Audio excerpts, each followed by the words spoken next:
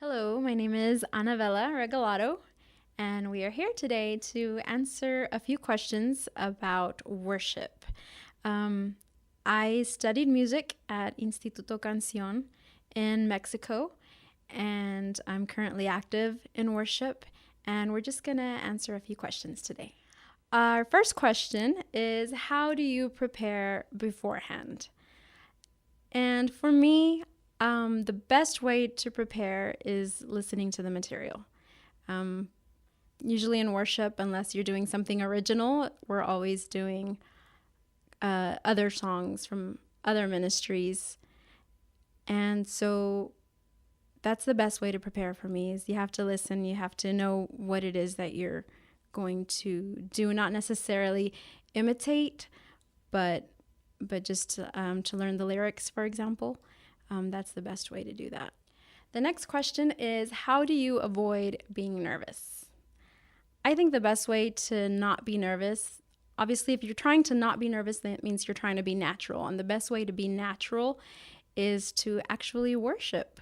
And the only way to do that naturally is to do it in your private time. You have to actually be a worshiper. If you're out in front of people trying to get them to worship, you can't take people somewhere that you haven't been before. So that's what I would say is most important is be a worshiper. Make sure that you're worshiping at home, in your car.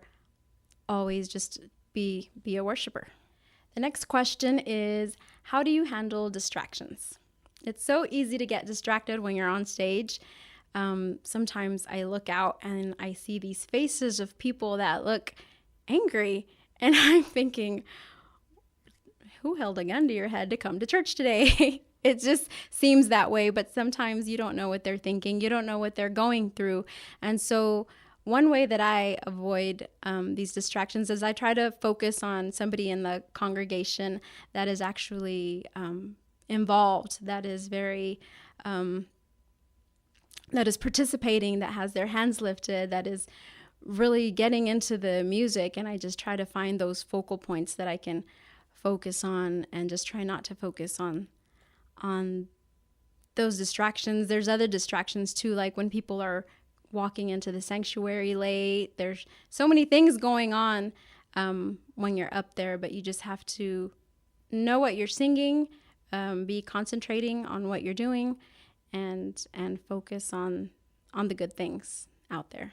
And the next question is, what do you do when audience participation is low?